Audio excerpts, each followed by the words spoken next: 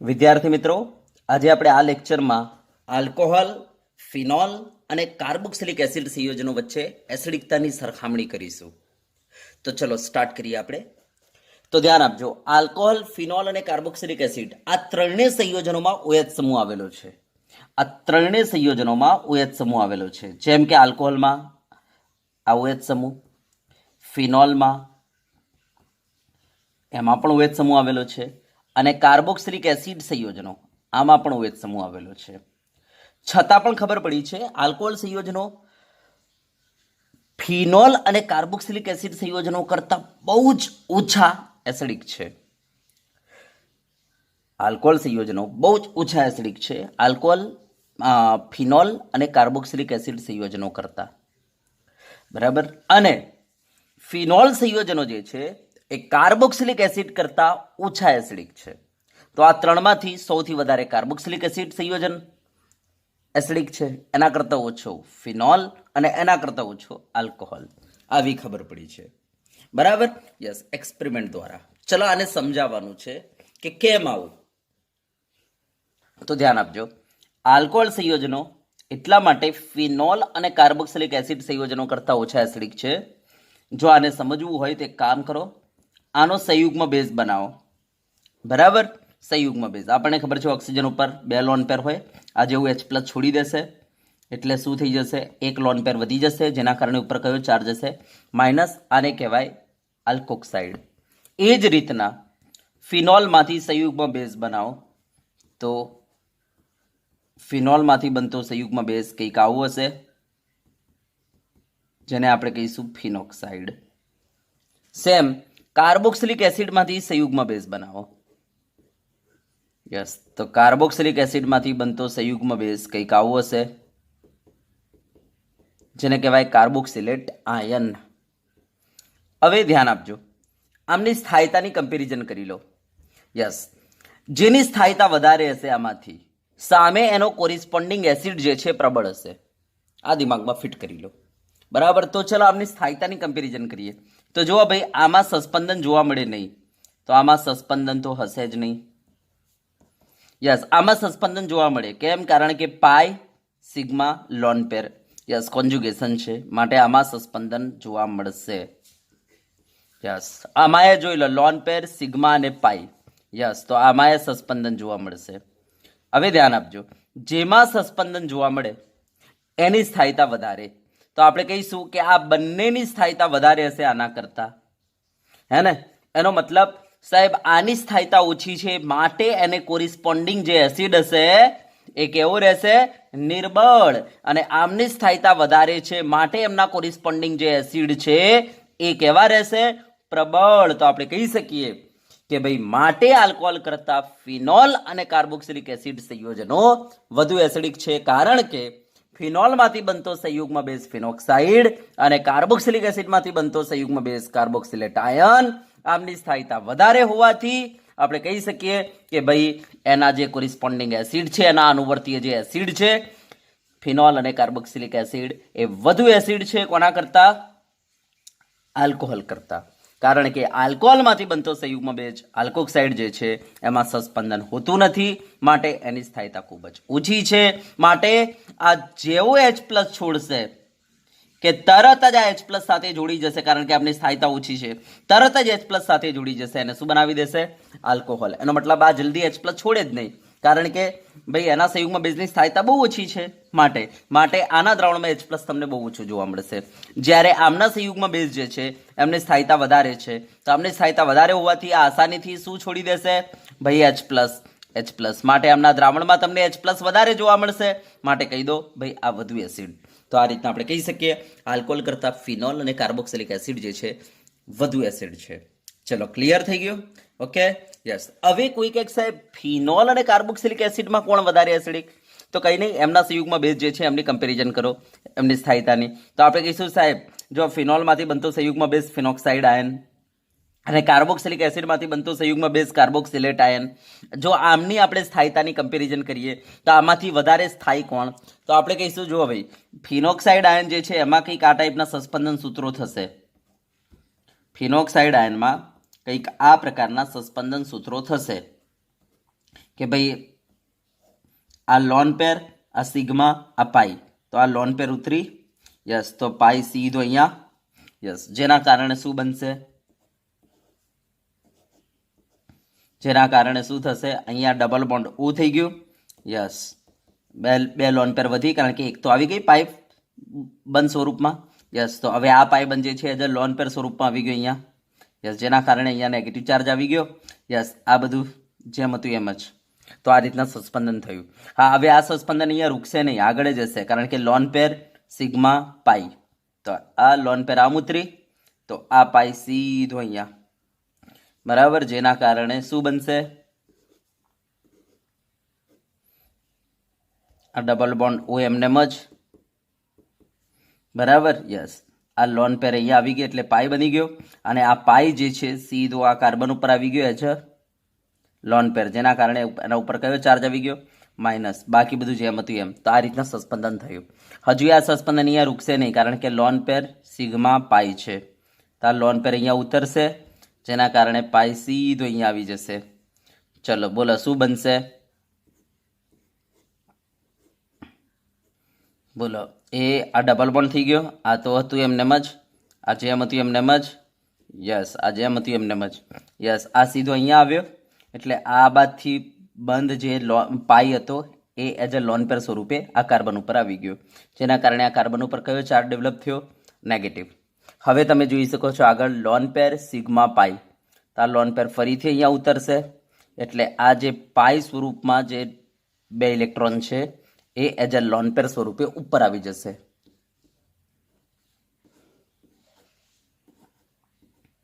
Yes, ચલો, તો શું થઈ ગયું ઉપર, તો આ રીતના લોન પેર આવી ગઈ, એટલે ઉપર કયો ચાર્જ ડેવલપ થઈ ગયો, નેગેટિવ, આ પાયબંધ બની ગયો, આ બાકી જેમ છે એમ જ. તો આ રીતના તમે જોઈ શકો છો ફિનોક્સાઇડ આયનમાં શું જોવા મળે છે, સસ્પેન્શન જોવા મળે છે, બરાબર, યસ. હા, હવે બરાબર ધ્યાનથી જોજો કે કાર્બોક્સિલિક એસિડ જે છે એનો જે સંયુગ્મ બેઝ કાર્બોક્સિલેટ આયન છે એમાં કેવા સસ્પેન્શન સૂત્રો જોવા મળે છે, તો જુઓ એમાં કંઈક આ ટાઈપના સસ્પેન્શન સૂત્રો આપણને જોવા મળશે. કંઈક આવું છે, આ લોન પેર અહીંયા ઉતરી, તો આ પાયબંધ સીધો ઉપર, બરાબર, કારણ કે લોન પેર સિગ્મા પાઈ છે, એટલે આ લોન પેર ઉતરે એટલે પાયબંધ સીધો ઉપર, જેના કારણે શું બની જશે, આરસી, અહીંયા આપણે કહી શકીએ કે બે લોન પેર હતી, યસ, હા, હવે આ પેલી ત્રીજી લોન પેર આવી ગઈ, જેના કારણે ઉપર કયો ચાર્જ ડેવલપ થયો, માઇનસ, અને અહીંયા બની ગયો ડબલ બોન્ડ ઓ, યસ, કંઈક આ રીતના. ચલો બરાબર. હા, જો ફરીથી આ લોન પેર જો આમ ઉતરી જાય તો આ ઉપર આવી જશે, જેના કારણે રિટર્ન આ થઈ જશે. તો તમે જોઈ શકો છો કાર્બોક્સિલિક એસિડમાંથી બનતો સંયુગ્મ બેઝ કાર્બોક્સિલેટ આયન, એમાં આવા સસ્પેન્શન સૂત્રો જોવા મળે છે, અને આ સસ્પેન્શન સૂત્રો જોવા એકદમ સમતુલ્ય છે, સેમ છે, બરાબર. તો સમતુલ્ય સસ્પેન્શન સૂત્રો આપે છે આ, બરાબર, સમતુલ્ય સસ્પેન્શન સૂત્રો, બરાબર, યસ. જ્યારે ફિનોક્સાઇડ આયન જે સસ્પેન્શન સૂત્રો આપે છે કેવા છે, અસમતુલ્ય છે. હવે એક વસ્તુ સાંભળી લેજો કે ભાઈ સમતુલ્ય સસ્પેન્શન સૂત્રો જે આપે ને એની સ્થાયીતા વધારે હોય કોના કરતા, અસમતુલ્ય સસ્પેન્શન સૂત્રો કરતા. માટે હું કહીશ કે ભાઈ ફિનોક્સાઇડમાં ભલે સસ્પેન્શન સૂત્રો વધારે જોવા મળે છે, પણ ભાઈ એ અસમતુલ્ય બંધારણ આપે છે, જેના કારણે એની સ્થાયીતા ઓછી છે. જ્યારે કાર્બોક્સિલેટ આયન જે છે એમાં ભલે સસ્પેન્શન સૂત્રો બે જ છે, પણ એ સમતુલ્ય સસ્પેન્શન સૂત્રો આપે છે, માટે એની સ્થાયીતા વધારે છે. આમ આની સ્થાયીતા વધારે હોવાથી આપણે કહી શકીએ કે એને અનુવર્તીય જે એસિડ છે એ પ્રબળ રહેશે, કોના કરતા, બરાબર, કોના કરતા, ફિનોક્સાઇડ નો અનુવર્તીય જે એસિડ છે ફિનોલ, એના કરતા. સમજી ગયા, યસ. હવે જો આને હું બીજી ભાષામાં સમજાવું, બરાબર ધ્યાનથી જોજો, લખવા માટે તો આ લખી દઈશું, પણ જો સમજવા માટે હું બીજી ભાષામાં સમજાવું કે અહીંયા તમે આ બરાબર ધ્યાનથી જોજો, આ ફિનોક્સાઇડ આયનના 5 સસ્પેન્શન સૂત્રો છે. હવે આમાં ઓક્સિજન ઉપર ચાર્જ છે, ચાર્જ એટલે એક પ્રકારનો બોજ, બરાબર. પછી આ ચાર્જ કાર્બન ઉપર આવે છે, પાછો કાર્બન ઉપર આવે છે, પાછો કાર્બન ઉપર આવે છે, અને રિટર્ન ઓક્સિજન ઉપર થઈ જાય છે. એનો મતલબ કે આ ચાર્જ આ કાર્બન ઉપર, આ કાર્બન ઉપર ને આ કાર્બન ઉપર પ્રસરે છે, અને પછી ઓક્સિજન ઉપર આવી જાય છે. હવે ધ્યાન આપજો, નેગેટિવ ચાર્જ કાર્બન ઉપર લાંબા સમય સુધી ટકતો નથી. કેમ? કારણ કે કાર્બનની વિદ્યુત ઋણતા ઓછી છે અને ઓક્સિજનની વિદ્યુત ઋણતા વધારે છે, માટે નેગેટિવ ચાર્જ લાંબા સમય સુધી કાર્બન ઉપર રહેતો નથી અને એ ચાર્જ ક્યાં આવી જાય છે? ઓક્સિજન ઉપર. તો ઓક્સિજન ઉપર લાંબા સમય સુધી આ ચાર્જ રહે છે. બરાબર. દાખલા તરીકે આ 100 કિલો વજન છે, તો આ 100 કિલો વજનમાંથી માત્ર 10 કિલો આ બાજ ગયું, 10 કિલો આ બાજ ગયું, 10 કિલો આ બાજ ગયું અને અહીંયા થઈ ગયું 70 કિલો. બરાબર. એવી કઈક હાલત અહીંયા થાય છે. સસ્પેન્શનનું કામ જ શું છે ખબર છે? ચાર્જને ડિસ્ટ્રીબ્યુટ કરવાનું. તો જો અહીંયા સસ્પેન્શન સૂત્રો વધારે છે, ચાર્જ અહીંયા ડિસ્ટ્રીબ્યુટ થાય છે, અહીંયા થાય છે, અહીંયા થાય છે અને અહીંયા પણ અહીંયા આની વિદ્યુત ઋણતા બહુ ઓછી છે. બરાબર. આ કાર્બનની વિદ્યુત ઋણતા બહુ ઓછી છે, માટે ચાર્જ બહુ ઓછો ડિસ્ટ્રીબ્યુટ થાય છે અહીંયા અને વધારે અહીંયા રહે છે ચાર્જ. દાખલા તરીકે 100 કિલો હોય તો 70 તો અહીંયા જ રહે છે, ખાલી અહીંયા 10 10 10 આટલો જ ડિસ્ટ્રીબ્યુટ થાય છે. બરાબર. યસ. તો આના ઉપર 70 કિલો ચાર્જ એમનેમ છે, એમ સમજો 70 કિલો વજન એમનેમ છે. બરાબર. જો માથા ઉપર 70 કિલો વજન મૂકી દેવામાં આવે તો ઢબ દઈને માણસ બેસી જાય. તો કંઈક આવું જ છે કે અહીંયા વજન બહુ જ રહે છે, ઓક્સિજન ઉપર ચાર્જ બહુ જ રહે છે, કારણ કે ભલે 3 બાજુ ડિસ્ટ્રીબ્યુટ થાય છે પણ ભાઈ એમની વિદ્યુત ઋણતા બહુ ઓછી છે, જેના કારણે બહુ ઓછો ડિસ્ટ્રીબ્યુટ થાય છે. બાકીનો બધો જ ચાર્જ અહીંયા ઓક્સિજન ઉપર ટકી રહે છે, જેના કારણે ભાઈ એક જ એટમ પર જ્યારે વધુ ચાર્જ રહે ને તો એ સ્થાયીતા ઘટાડી દે, કારણ કે બોજ વધી જાય ને એટલા માટે. જ્યારે અહીંયા શું થાય છે? બરાબર ધ્યાનથી જોજો. અહીંયા શું છે? ચાર્જ એક વખતે આ ઓક્સિજન ઉપર રહે છે, એક વખતે આ ઓક્સિજન ઉપર. તો આ બંને ઓક્સિજન જે છે એમની વિદ્યુત ઋણતા સરખી છે, જેના કારણે બંને બાજુ સરખો ચાર્જ ડિવાઈડ થઈ જાય છે. દાખલા તરીકે 100 કિલો વજનમાંથી 50 કિલો આ બાજુ અને 50 કિલો આ બાજુ. બોલો આની સ્થાયીતા કેવી આના કરતા? આ બાજુ 70 કિલો વજન રહેતો તો આ બાજુ 10 10 10 જ, કારણ કે ભાઈ કાર્બનની વિદ્યુત ઋણતા બહુ ઓછી છે અને જેને વિદ્યુત ઋણતા ઓછી હોય ચાર્જને લાંબો સમય સુધી ના રાખે પોતાની ઉપર, બહુ ઓછો ચાર્જ રાખશે. તો 10 10 10 અને 70. બોલો આ લાંબો સમય સુધી ટકે કે આ 50 કિલો વાળો લાંબો સમય સુધી ટકે? તો આપણે કહીશું સાહેબ આ 50 વાળો, કારણ કે એક હાથમાં 50 બીજા હાથમાં 50 લાંબા સમય સુધી ઊભું રહેશે. પણ સાહેબ માથા પર 70 કિલો મૂકી દેવામાં આવે અને એક આ ખભા પર 10 કિલો, આ ખભા પર 10 કિલો અને પેટ ઉપર 10 કિલો મૂકવામાં આવે, દબી જાય સાહેબ. માથા પર 70 મૂક્યો છે તમે. બરાબર. યસ. તો આપણે કહીશું કે ભાઈ આના અંદર કેવું છે? તો માથા પર બહુ જ વધારે ચાર્જ રહે છે અને આજુબાજુ જે ડિસ્ટ્રીબ્યુટ થયો 3 જગ્યાએ, પણ શું કામનું? એ ખાલી 10 કિલો ડિસ્ટ્રીબ્યુટ થયો છે. અહીંયા શું થયું છે? ભલે બે જ બાજુ ડિસ્ટ્રીબ્યુટ થયો છે પણ 50-50 ડિસ્ટ્રીબ્યુટ થઈ ગયો, જેના કારણે એની સ્ટેબિલિટી વધી જાય. માટે હું કહું છું કે સમતુલ્ય સસ્પેન્શન સૂત્રો જે હોય ને એમની સ્થાયીતા વધારે હોય, કારણ કે સરખો ચાર્જ ડિસ્ટ્રીબ્યુટ થઈ જાય ને એટલા માટે. સમજી ગયા વાતને? યસ. માટે આની સ્થાયીતા વધારે છે. જો આને આ રીતના સમજવું હોય તો એ ખબર પડે. જો કેવી રીતના? તો આ ફિનોક્સાઇડ. બરાબર ધ્યાનથી જોજો. એ આ ફિનોક્સાઇડ. હવે મને બતાવો અહીંયા ચાર્જ ક્યાં ક્યાં ડિસ્ટ્રીબ્યુટ થાય છે? તો સાહેબ જુઓ, ઓક્સિજન ઉપર વધારે રહે છે, આ કાર્બન ઉપર ઓછો, આ કાર્બન ઉપર ઓછો ને આ કાર્બન ઉપર ઓછો. બાકી બધો ચાર્જ ક્યાં રહે છે? ભાઈ આ ઓક્સિજન ઉપર. બરાબર. યસ. ને આ રીતના કંઈક એનું આપણે સંકૃત બંધારણ દોરી શકીએ. તો તમે જોઈ શકો છો અહીંયા ખૂબ જ વધારે ચાર્જ, અહીંયા ચાર્જ આટલો, અહીંયા આટલો, અહીંયા આટલો. બરાબર. યસ. તો અહીંયા બહુ જ ઓછો ચાર્જ એટલા માટે રહે છે કે ભાઈ કાર્બનની વિદ્યુત ઋણતા જે છે ઓક્સિજનની કમ્પેરિઝનમાં કેવી છે? કાર્બનની વિદ્યુત ઋણતા ઓછી છે અને ઓક્સિજનની વધારે છે, માટે ઓક્સિજન ઉપર વધુ ચાર્જ રહે છે. બરાબર. યસ. જેના કારણે એની સ્થાયીતા ઘટી જશે. જ્યારે આ કાર્બોક્સિલિક એસિડની વાત કરીએ એમાંથી બનતા કાર્બોક્સિલેટ આયનની, તો બરાબર ધ્યાનથી જોજો કે અહીંયા શું થાય છે? આ બાજુ ઓક્સિજન, આ બાજુ ઓક્સિજન. બરાબર. યસ. આમનું સંકૃત સસ્પેન્શન બંધારણ દોરવું હોય તો આપણે આવું દોરી શકીએ કે ભાઈ પાય બંધ આ બાજુ ને આ બાજુ ડિસ્ટ્રીબ્યુટ થાય છે. હવે અહીંયા જે ચાર્જ ડિસ્ટ્રીબ્યુટ થયેલો છે માઇનસ ડેલ્ટા આ બાજુ અને માઇનસ ડેલ્ટા આ બાજુ. જેટલો આ બાજુ ચાર્જ એટલો આ બાજુ ચાર્જ. અહીંયા કેવું હતું કે એક જગ્યાએ ચાર્જ વધારે છે અને બાકી 3 જગ્યાએ જે ડિસ્ટ્રીબ્યુટ થઈ ગયું એકદમ ઓછો. અહીંયા કેવું છે? 50-50 ડિવાઈડ થઈ ગયો, જેના કારણે બોલો આની સ્થાયીતા કેવી હશે? વધારે હશે. તો આપણે કહી શકીએ આ સમતુલ્ય બંધારણ આપે છે, માટે આની સ્થાયીતા વધારે. જ્યારે આ અસમતુલ્ય બંધારણ આપે છે, કારણ કે કાર્બન ઉપર ચાર્જ રહે છે અને ઓક્સિજન ઉપર ચાર્જ રહે છે. હવે કાર્બન જે છે એની વિદ્યુત ઋણતા ઓછી છે કોના કરતા? ઓક્સિજન કરતા, માટે કાર્બન બહુ ઓછો ચાર્જ રાખે છે. બધો ચાર્જ ક્યાં રહે છે? ઓક્સિજન ઉપર, જેના કારણે બરાબર એક એટમ પર વધી ગયો ચાર્જ, જેના કારણે આની સ્થાયીતા કેવી થઈ જશે? ઘટી જશે, કારણ કે બોજ વધી ગયો ઉપર એટલે સ્થાયીતા બહુ ઓછી થઈ જશે. સમજી ગયા વાત ને? યસ. માટે આપણે કહી દઈશું કે ભાઈ ફિનોક્સાઇડ કરતા કાર્બોક્સિલેટ આયન જે છે એમની સ્થાયીતા વધારે છે.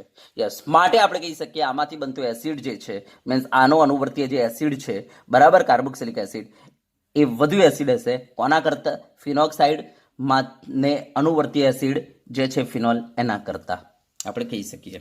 ચલો ક્લિયર છે? યસ, સમજી ગયા હશો વાતને. તો ધ્યાન આપજો, અહીંયા ચાર્જ કેવો ટકે છે બરાબર ધ્યાનથી જોજો. આ રીતના ચાર્જ ફરે છે. જો ઓક્સિજન ઉપર લાંબા સમય સુધી ટક્યો, જ્યારે કાર્બન ઉપર તો રહેતો જ નથી, ફટાફટ આવી જાય છે.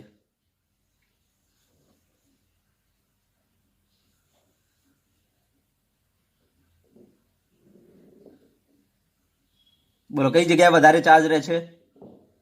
કાર્બન ઉપર ટકતો જ નથી. કેમ નથી ટકતો? કારણ કે કાર્બનની વિદ્યુત ઋણતા વધારે છે યાર. તો કાર્બન ઉપર ક્યાંથી ટકશે ચાર્જ? સોરી, કાર્બનની વિદ્યુત ઋણતા ઓછી છે માટે કાર્બન ઉપર ચાર્જ ટકે જ નહીં. ઓક્સિજનની વિદ્યુત ઋણતા વધારે છે માટે ઓક્સિજન માઇનસથી વધારે સમય સુધી રાખે છે પોતાના ઉપર, જેના કારણે ઇલેક્ટ્રોનની ઘનતા ઓક્સિજન ઉપર વધી જાય છે, જેના કારણે પેલો બોજ વધી ગયો એક જ એટમ ઉપર, જેના કારણે એની સ્થાયિતા શું થઈ જશે? ઘટી જશે. માટે ધ્યાન આપજો, ફિનોક્સાઇડ આયનની સ્થાયિતા ઓછી છે. જ્યારે અહીંયા કેવું થાય છે? આ રીતના સરખો ચાર્જ 50-50 ચાર્જ ડિવાઈડ થઈ ગયો. અહીંયા જેટલા સમય સુધી ટકે છે એટલા સમય સુધી અહીંયા ટકે છે, એટલા સમય સુધી અહીંયા, એટલા સમય સુધી અહીંયા, તો 50-50 ચાર્જ ડિવાઈડ થઈ જાય છે. યસ, જેના કારણે એની સ્થાયિતા કેવી થઈ જાય છે? વધી જાય છે બરાબર. જ્યારે આના અંદર ચાર્જ અહીંયા બહુ ઓછો રહે છે, અહીંયા વધારે રહે છે. તો એક એટમ પર જ્યારે ચાર્જ વધારે રહેશે તો એની સ્થાયિતા ઘટી જશે. યસ, માટે આપણે કહી શકીએ ફિનોક્સાઇડ જે છે એમની સ્થાયિતા ઓછી છે અને કાર્બોક્સિલેટ આયન જે છે એની સ્થાયિતા વધારે છે. સમજી ગયા છો બરાબર? યસ, તો આ રીતે આપણે કહી શકીએ કે ભાઈ કાર્બોક્સિલેટ આયનની સ્થાયિતા વધારે હોવાથી એને અનુવર્તીય જે કાર્બોક્સિલિક એસિડ છે બરાબર, એ વધુ એસિડ કોના કરતા? ભાઈ ફિનોક્સાઇડ આયનને અનુવર્તીય એસિડ ફિનોલ કરતા. સમજી ગયા? યસ, ચલો તો હવે આને હું શબ્દોમાં લખાવી દઉં છું, તો બરાબર ધ્યાનથી જોજો. હું શબ્દોમાં લખાવી દઉં છું. ચલો તો આપણે લખાણ લખી દઈએ બરાબર. આપણે સમજાવી તો દીધું, હવે એને લખાણ કેવી રીતના લખીશું? તો જો ભાઈ આ આલ્કોહોલ, એને પાણીમાં નાખી દો એટલે આપણને સંયુગ્મ બેઝ આપી દેશે આલ્કોક્સાઇડ બરાબર, અને H3O+ અલગ થઈ જશે બરાબર. H+ આપી દેશે એટલે H2O તમારો H3O+ કન્વર્ટ થઈ જશે. આને કહેવાય આલ્કોક્સાઇડ આયન, જેમાં સસ્પંદન જોવા મળતું નથી, સસ્પંદન થતું નથી માટે અસ્થાયી બરાબર. યસ, અસ્થાયી માટે આ તરત જ H+ સાથે જોડીને શું બની જશે? આલ્કોક્સાઇડ. આમ આપણને આલ્કોહોલ જે છે H+ આપતા નથી માટે એની એસિડિકતા બહુ ઓછી છે. જ્યારે આપણે વાત કરીએ ફિનોલ, યસ, એને જ્યારે આપણે પાણીમાં નાખીએ શું બનાવશે? ફિનોક્સાઇડ આયન બરાબર. શું બનાવશે? ફિનોક્સાઇડ આયન બનાવી દેશે. યસ, અને બની જશે H3O+. હવે આમાં સસ્પંદન જોવા મળે છે પાઈ સિગ્મા લોન પેર બરાબર. યસ, તો આ ફિનોક્સાઇડમાં આપણને સસ્પંદન જોવા મળે છે ફિનોક્સાઇડ આયનમાં, અને સસ્પંદન જોવા મળતું હોવાથી આપણે કહી શકીએ બરાબર કે ભાઈ આ સ્થાયી છે બરાબર. પણ હા, પ્રોબ્લેમ એ છે કે આના જે આપણને સસ્પેન્શન સૂત્રો મળશે કેવા મળશે બરાબર? તો અસમતુલ્ય સસ્પેન્શન સૂત્રો મળે છે. અસમતુલ્ય સસ્પેન્શન સૂત્રો માટે કાર્બોક્સિલેટ આયન કરતા, કાર્બોક્સિલેટ બરાબર, કાર્બોક્સિલેટ આયન કરતા, કાર્બોક્સિલેટ આયન કરતા ઓછા સ્થાયી બરાબર. યસ, ચલો બરાબર. માટે આપણે કહી શકીએ ભાઈ આમની એસિડિકતા જે છે બરાબર, આમની એસિડિકતા કાર્બોક્સિલિક એસિડ કરતાં ઓછી હશે. ચલો કાર્બોક્સિલિક એસિડની આપણે વાત કરી લઈએ બરાબર. આમને જેવું આપણે પાણીમાં નાખીશું શું થશે? H+ આપી દેશે અને શું બનાવશે? કાર્બોક્સિલેટ આયન બનાવી દેશે બરાબર, કાર્બોક્સિલેટ આયન બનાવી દેશે. યસ, હવે આમાં એ સસ્પંદન જોવા મળે છે, આ કાર્બોક્સિલેટ આયનમાં એ સસ્પંદન જોવા મળે છે, કાર્બોક્સિલેટ આયન બની ગયા. આમાં એ સસ્પંદન જોવા મળે છે. હા, પણ આમના જે સસ્પંદન સૂત્રો છે કેવા છે? તો સમતુલ્ય સસ્પંદન સૂત્રો આમાં મળે છે, માટે આની સ્થાયીતા કેવી છે? વધુ સ્થાયી. બરાબર, આ કેવા છે? સ્થાયી છે, પણ એના કરતા આ કેવા? વધુ સ્થાયી. બરાબર, માટે આપણે કહી શકીએ આમની એસિડિકતા જે છે, બરાબર, યસ, ફિનોલ કરતા કેવી છે? વધુ છે. ચલો, બરાબર, યસ. તો આપણે લખાણ કરી દઈએ આનું, તો ધ્યાન આપો. તો ચલો, પહેલામાં આપણે તમને બતાવી દઈએ કે ભાઈ આલ્કોહોલ કરતા કેમ ફિનોલ અને કાર્બોક્સિલિક એસિડ સંયોજનો વધુ એસિડિક છે, તેનું લખાણ આપી દઈએ. તો આલ્કોહોલ કરતા ફિનોલ અને કાર્બોક્સિલિક એસિડ સંયોજનો વધુ એસિડિક છે, કારણ કે આલ્કોહોલમાંથી બનતો સંયુગ્મ બેઝ આલ્કોક્સાઇડ માં સસ્પંદન જોવા મળતું નથી.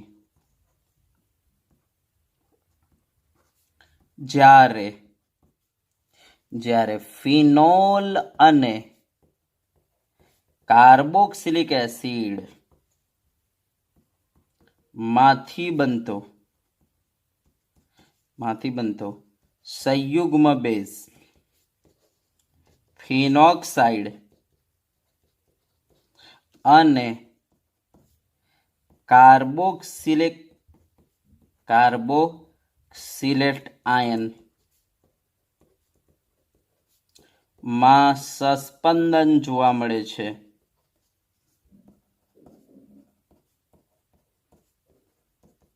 માટે બરાબર આલ્કોક્સાઇડ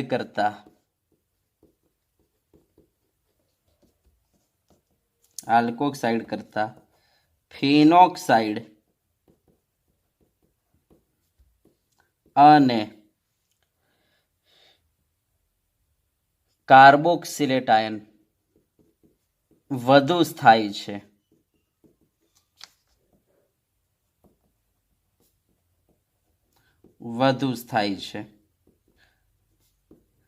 જેથી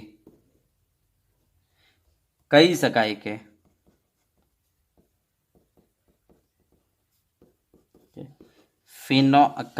કે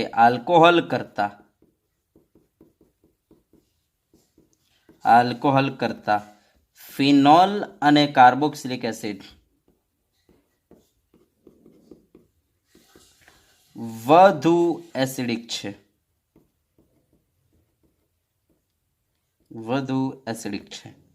ચલો, બરાબર, યસ.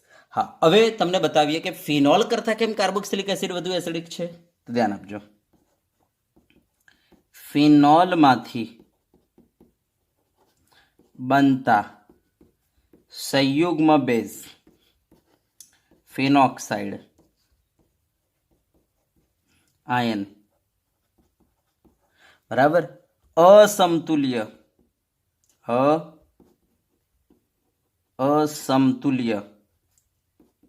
સસ્પંદન સૂત્રો આપે છે.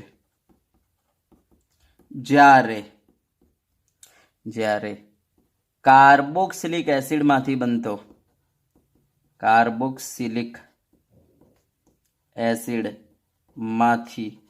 બનતો સંયુગ્મ બેઝ કાર્બોક્સિલેટ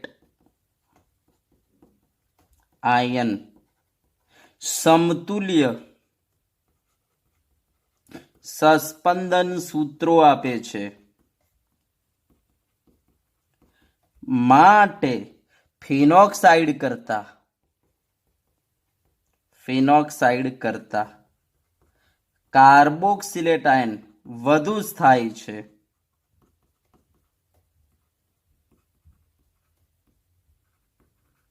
વધુ સ્થાયી છે. હવે જો કાર્બોક્સિલેટ આયન વધુ સ્થાયી હશે તો એનું અનુવર્તી એસિડ વધારે પ્રબળ હશે. અને આથી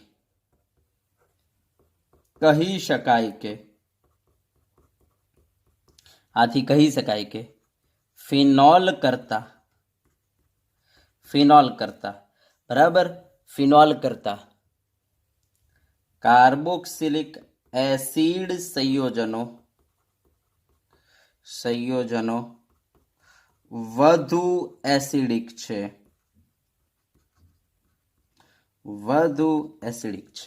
ચલો, ક્લિયર થઈ ગયું? તો આ વસ્તુ ધ્યાન આપજો. આલ્કોહોલ કરતા ફિનોલ વધારે એસિડિક અને ફિનોલ કરતા કાર્બોક્સિલિક એસિડ વધુ એસિડિક. તો આ કમ્પેરિઝન થઈ ગઈ. ચલો, ક્લિયર? યસ. તો વિદ્યાર્થી મિત્રો, આજે આપણું આ લેક્ચર અહીંયા સુધી રાખીશું. ચલો, ઓકે? યસ, આઈ હોપ કે તમને ખબર પડી ગઈ હશે કે કેમ આલ્કોહોલ કરતા ફિનોલ વધારે એસિડિક છે અને ફિનોલ કરતા કેમ કાર્બોક્સિલિક એસિડ સંયોજનો વધુ એસિડિક છે. ચલો, ઓકે? યસ. હવે આપણે નેક્સ્ટ લેક્ચરમાં તમને કાર્બોક્સિલિક એસિડ સંયોજનો જે છે એના ઉપર વિસ્થાપકોની અસર સમજાવીશું, બરાબર, અને સંકરણની અસર સમજાવીશું. ચલો, વિસ્થાપકોની અસર અને સંકરણની અસર, આ બંને વસ્તુ ઉપર આપણે વાત કરીશું નેક્સ્ટ લેક્ચરમાં.